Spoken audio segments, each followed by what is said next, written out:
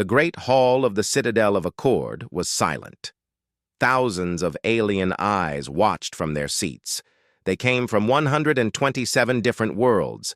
Some had scales, some had feathers, some had no bodies at all, just floating lights.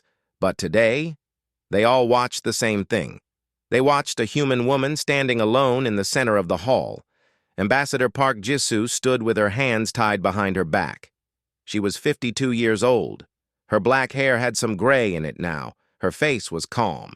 She had spent 30 years working for peace between Earth and the stars. She had learned 12 alien languages. She had made friends with creatures that breathed fire and creatures that lived in ice. And now, they were going to kill her.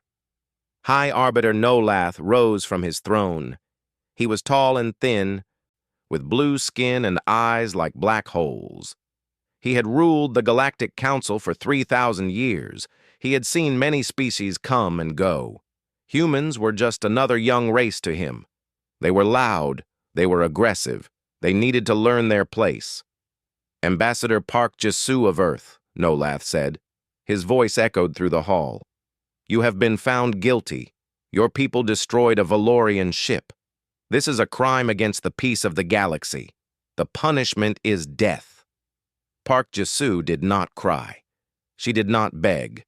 She looked at Nolath with steady eyes. The Valorian ship entered our solar system without permission, she said. Her voice was clear and strong. We asked them to leave. They refused. They were spying on our world. We had every right to defend ourselves.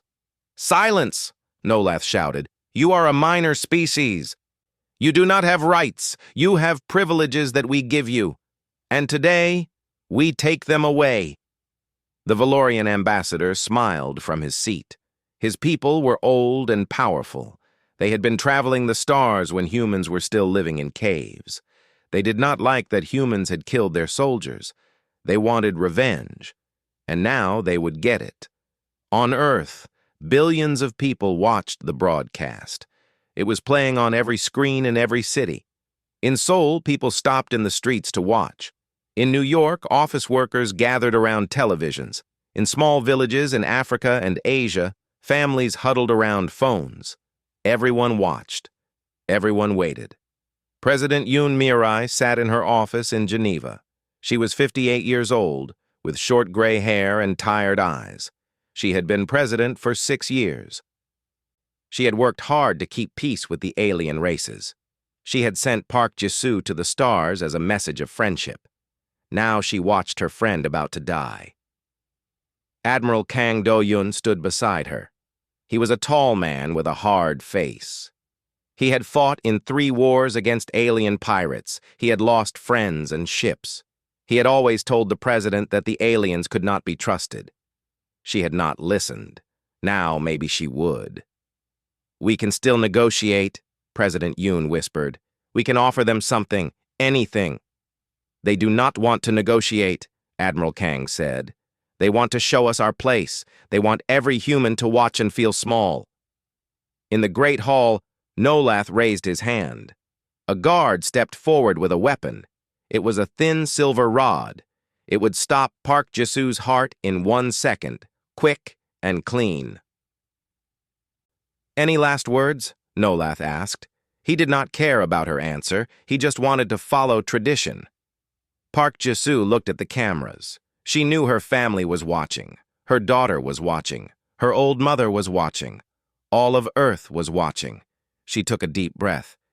Earth remembers, she said. Her voice did not shake. Earth endures. Earth will answer. Nolath laughed. Your little planet will do nothing. You are weak. You are alone.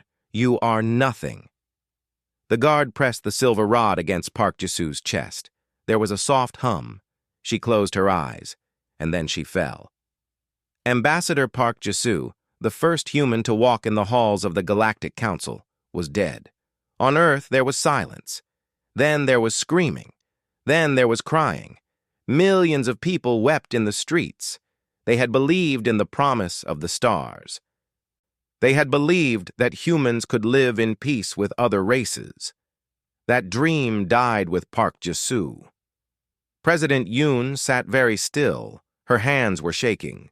Tears ran down her face, but when she spoke, her voice was like ice. Admiral Kang. Yes, Madam President? Activate Annihilation Protocol. Admiral Kang did not smile. This was not a happy moment, but deep inside, he felt something cold and hard settle into his heart. This was the moment he had prepared for his entire life. Yes, Madam President, he said. He walked out of the room. Deep beneath the Himalayan mountains, alarms began to ring. Soldiers who had waited for years suddenly ran to their stations. Machines that had been sleeping for decades began to wake up. Computer screens lit up with red letters. In secret bases on the Moon, on Mars, in the asteroid belt, the same thing happened. Ships that the galaxy did not know existed began to power up. Weapons that should not be possible began to charge. Admiral Kang received the authorization codes on his personal device. He looked at them for a long moment, then he sent a message to every human ship in space. They thought we were primitives, he said. They thought we were children playing at being a starfaring race. They killed our ambassador because they thought we would do nothing. They thought we were weak. He paused. They are about to learn what primitives do when they are cornered. They are about to learn why humans have survived every disaster that tried to kill us. They are about to learn that the most dangerous creature in the galaxy is a human with nothing left to lose. The stars had made a terrible mistake, and Earth was going to make them pay for it. General Baek Sun-ho had waited for this day for 20 years. He stood in the command center deep under the mountains and watched his screens come alive. Red lights turned green one by one. Ships reported ready, weapons charged, soldiers stood at attention. Project Prometheus was finally awake. He was 47 years old. He had joined the secret program when he was a young man. His family thought he worked at a boring office job. His friends thought he was a government clerk. Nobody knew that he commanded the most powerful military force in the galaxy. General, the Lazarus fleet is online, said a young officer. All 500 ships are ready. General Beck nodded. 500 ships.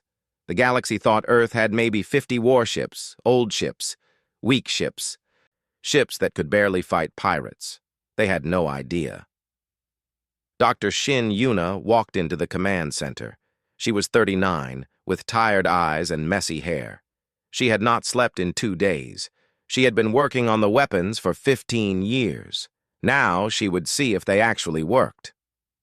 The Void Rippers are charged, she told General Baek. The gravity cannons are online. The Genesis bombs are ready. She paused. Are we really going to do this? They killed Ambassador Park, General Baek said. They did not give us a choice. I know. Dr. Shin shook her head. I built these weapons hoping we would never use them. Every weapon is built with that hope. And every weapon is eventually used. In the asteroid belt, hidden between 2 large rocks, the ESS Vengeance came alive. It was the largest ship humanity had ever built. It was 2 kilometers long. It had guns that could crack a planet. And for 30 years, it had been sitting in the dark, waiting. Captain Im Jae-hyuk sat in the command chair. He was 34 years old. He had trained for this moment since he was 18. His crew had lived on this ship for years, running drills, checking systems, waiting for the call that finally came. All hands, this is the captain, he said into the ship's speakers. You know why we are here. You know what happened to Ambassador Park. Today, we stop hiding. Today, we show the galaxy what humanity can do. In the engine room, young soldiers cheered. In the weapons bay, technicians kissed their good luck charms. In the medical wing, doctors prepared for the wounded they hoped would not come. President Yoon Mirai addressed the people of Earth. She stood in front of cameras with red eyes and a steady voice.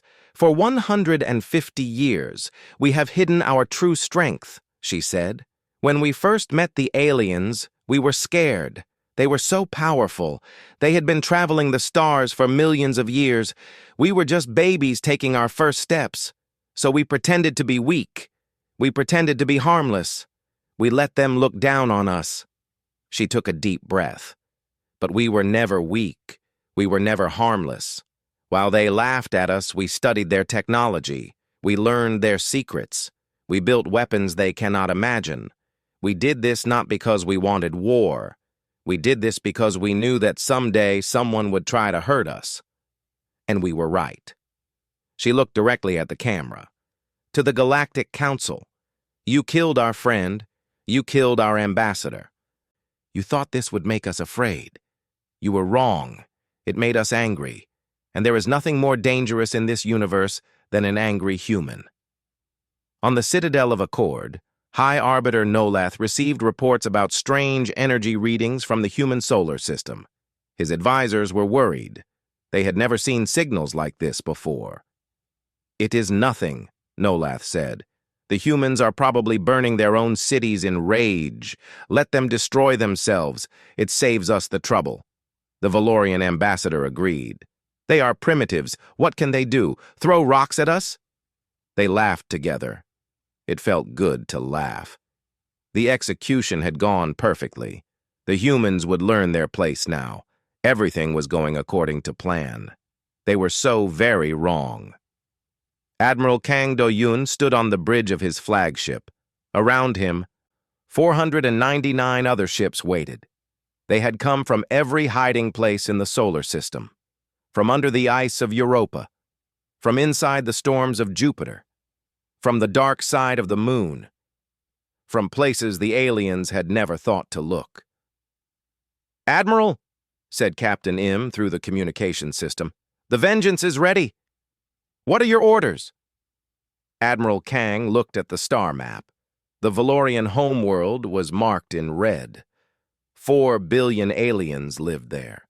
Families, children, people who had nothing to do with the execution. People who were just living their lives.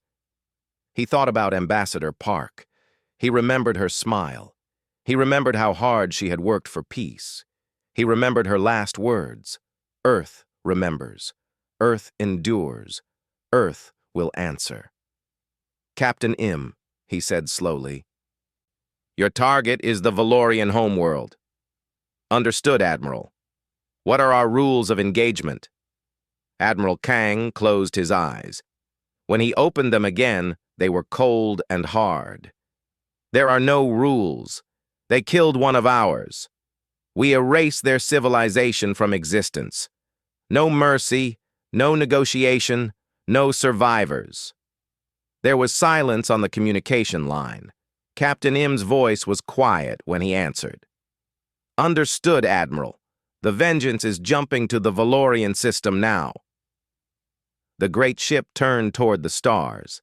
Its engines glowed blue, and then it disappeared into the darkness of space, carrying death to a world that did not know it was coming. The galaxy had woken a sleeping giant. Now they would see what happened when that giant was angry. The Valorian fleet saw the human ships appear in their sky. 2,000 Valorian warships turned to face them. The Valorian admiral laughed when he counted the enemy. Only 100 human ships. This would be easy. "Destroy them," the Valorian admiral ordered. "Show these primitives what a real fleet looks like." The battle began. It lasted 11 minutes. Captain Im Jae-hyuk watched from the bridge of the ESS Vengeance. The Void Rippers fired first. They were strange weapons that Dr. Shin had invented. They did not shoot bullets or lasers. They tore holes in space itself. One moment, a Valorian battleship was there. The next moment, it was gone, pulled into a hole that led to nowhere. The gravity cannons fired next. They created points of super-heavy gravity that crushed everything nearby. 30 Valorian ships flew too close to one gravity point. They were squeezed down to the size of a ball, then destroyed. The Valorians tried to fight back. Their weapons hit the human ships, but the human shields held. The shields were made of energy fields that the galaxy had never seen before. Valorian lasers bounced off like rain hitting a window. "This is impossible!" the Valorian admiral screamed. "How can they be this strong?" He never got an answer. A void ripper opened inside his ship. He and his crew disappeared into nothing. When the battle ended, 2,000 Valorian ships were gone. Not one human ship was destroyed.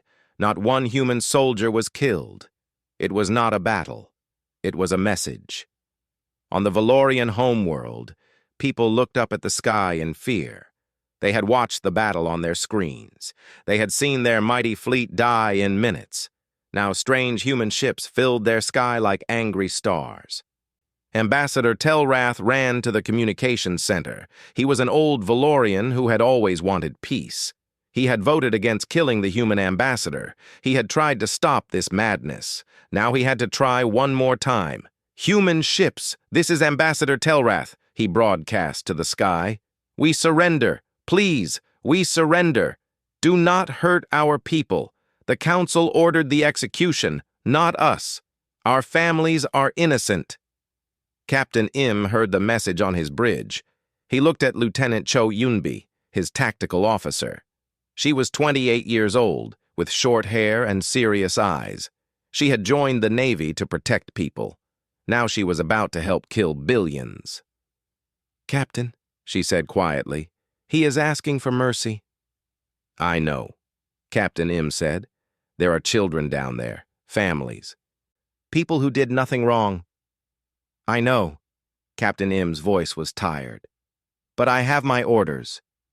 He opened a channel to the planet below. "Ambassador Telrath, this is Captain Im of the ESS Vengeance. I received your surrender." He paused. "But I cannot accept it." "Please," Telrath begged. "What do you want? We will give you anything. Money, technology, our seat on the council, anything." "I want Ambassador Park Jisu back," Captain Im said. "Can you give me that?" Silence. "I thought not." Captain Im looked at his weapons officer. "Show Ambassador Telrath the recording." Across the planet, every screen lit up with the same image. It was the execution of Ambassador Park. They watched her stand proud. They watched her speak her final words. They watched her die. "Your leaders watched her die," Captain Im said. "They laughed. They cheered. They thought they were teaching us a lesson. Now we will teach you one." The ESS Vengeance moved into position above the Valorian capital. A large door opened on the bottom of the ship. Inside was a weapon called the Genesis Bomb. Dr. Shin had named it after the creation story, but this weapon did not create. It transformed. "Captain," Lieutenant Cho said. Her hands were shaking. "Are we really going to do this?" Captain Im did not answer. He pressed the button. The Genesis bomb fell toward the planet. When it hit the surface, there was no explosion. Instead, a wave of silver light spread across the world. Wherever the light touched, things changed. Grass became crystal, water became stone, buildings became dust, and people became nothing. 4 billion Valorians died in less than 1 minute. Their cities disappeared. Their history was erased. Their entire civilization turned into a dead, crystalline wasteland that would never support life again. Lieutenant Cho ran to the bathroom and vomited. She had trained for war. She had been ready to kill enemies. But this was not war. This was extinction. Captain Im found her there. He put a hand on her shoulder. "Remember this feeling," he said quietly. "The sickness in your stomach, the pain in your heart. Remember it." "Why?" she whispered. "Because it means you are still human. The day you stop feeling sick about this is the day you become a monster." He helped her stand. "But also remember one thing. We did not start this. They killed our ambassador. They laughed at her death. They gave us no choice." The galaxy watched in horror. 126 species saw what humanity had done to the Valorians. They saw an entire civilization erased in minutes. They saw weapons that should not exist. On the Citadel of Accord, High Arbiter Nolath received the news. For 3,000 years he had ruled the galaxy. He had seen wars and disasters. He had never felt afraid. Now, for the first time in his long life, Nolath was terrified. "Where is the human fleet going?" he asked his advisors. "Sir," the advisor said, his voice shaking, "they are coming here. They are coming to the Citadel." Nolath looked at the star map. The human fleet was moving fast, too fast. They would arrive in 3 days. "Get me every ship in the galaxy," he ordered. "We will stop them here." But even as he gave the order, he knew the truth. Nothing could stop the humans now. They had woken up. And they were very, very angry. The Citadel of Accord was in chaos. Ships fled in every direction. Diplomats ran through the halls with bags full of their belongings. Species that had been enemies for thousands of years now hugged each other in fear. The humans were coming, and nobody knew what they would do. High Arbiter Nolath sat alone in his throne room. His advisors had all left. Some had run away. Some had turned against him. One had even tried to kill him. The galaxy that he had ruled for 3,000 years was falling apart. Council member Lyris walked into the room. She was from the Nethari people, a species known for their wisdom. She had voted against killing the human ambassador. She had warned Nolath that this would happen. He had not listened. "You need to surrender," she said. "Never," Nolath hissed. "I am the High Arbiter. I do not surrender to primitives." "Those primitives just destroyed an entire civilization in 11 minutes. They have weapons we cannot understand. They have ships we cannot fight. And they are very angry." Lyris sat down across from him. "Nolath, the galaxy is breaking apart.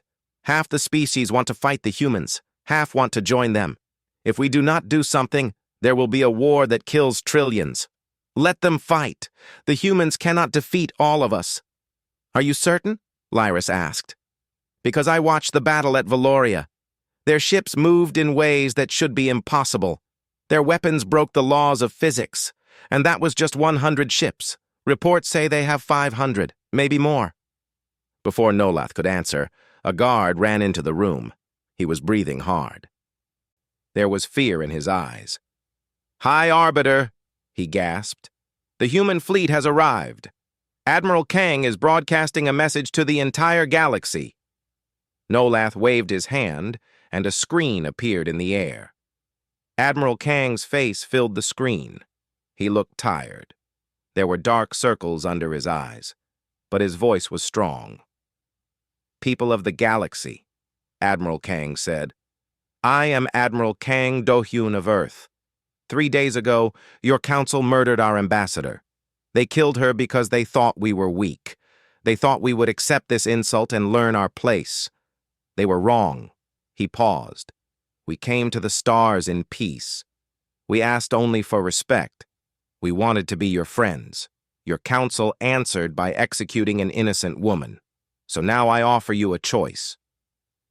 Admiral Kang held up a list. "These are the council members who voted for Ambassador Park's death. They will surrender themselves to us for trial. The Galactic Assembly will be dissolved.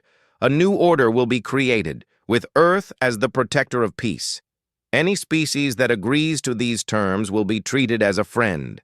Any species that does not..." He let the words hang in the air. "You saw what we did to Valoria. Do not make us do it again." The screen went dark. Nolath stood up, his eyes burning with anger. "He thinks he can give us orders? Me? I have ruled for 3,000 years." "And now your rule is over," Lyris said quietly. "Accept it, Nolath. The alternative is death for all of us." On the human flagship, Commander Han So-yeon stood beside Admiral Kang. She was 41 years old, his most trusted officer. She had followed him through 3 wars. But now, for the first time, she questioned him.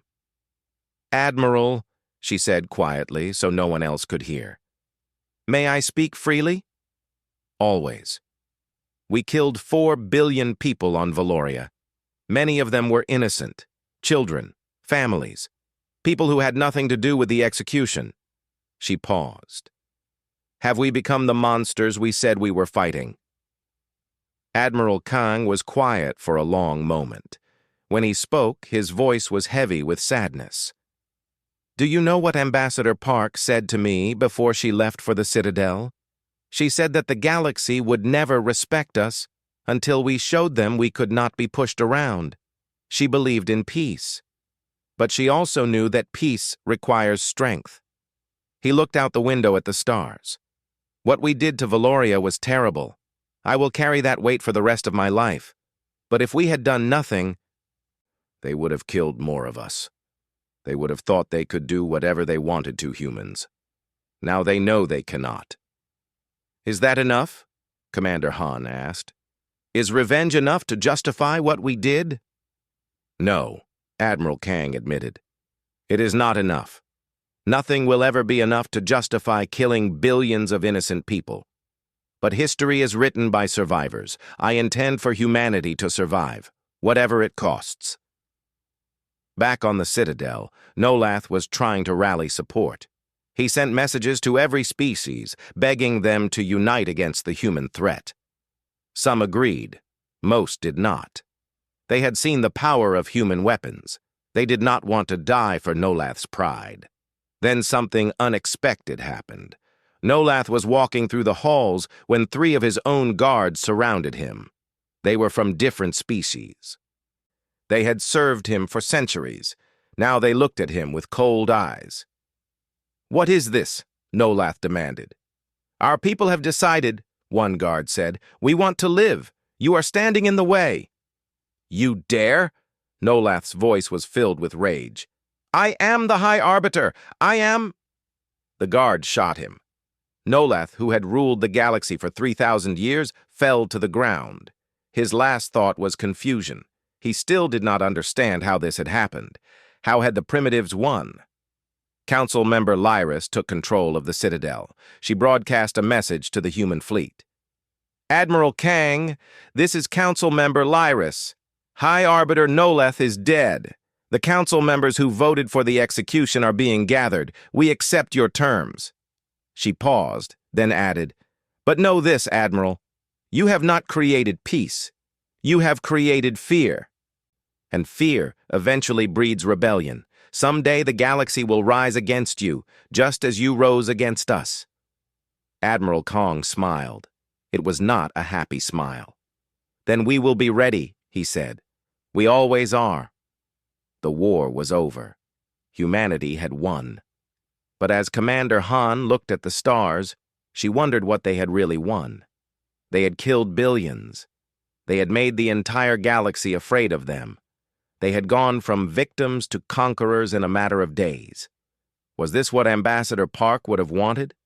Or had they betrayed everything she believed in? There were no easy answers. There never were. 5 years had passed since the war. The galaxy was different now. The old Galactic Assembly was gone. In its place stood the Terran Accord, a new alliance where humanity sat at the head of the table. 126 species had signed the agreement.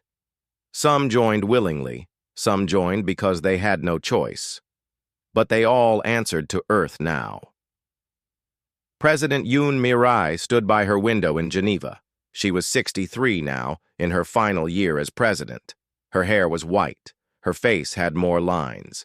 She had aged a lot in 5 years. Killing billions of people did that to a person. She thought about the young woman she had been when she first took office. Full of hope, full of dreams about peace and cooperation. That woman felt like a stranger now. The woman she had become had ordered the deaths of an entire civilization. She had become a conqueror. A knock on the door broke her thoughts. Come in. Admiral Kang walked in. He was 66 now, but he still moved like a soldier. His back was straight. His eyes were sharp. He was the most powerful military leader in galactic history. Every species feared him. You wanted to see me, Madam President? I did. She turned to face him.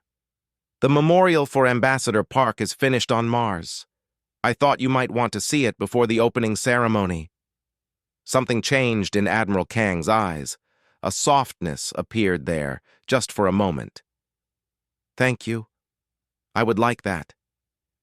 The memorial was beautiful. It stood in the center of a Martian valley, a tower of white stone that reached toward the stars. Ambassador Park's face was carved into the stone, looking up at the sky she had loved so much.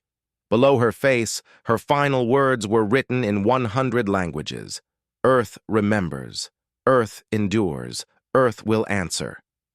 Admiral Kang stood before the memorial alone. He had asked for privacy. Even the guards had left.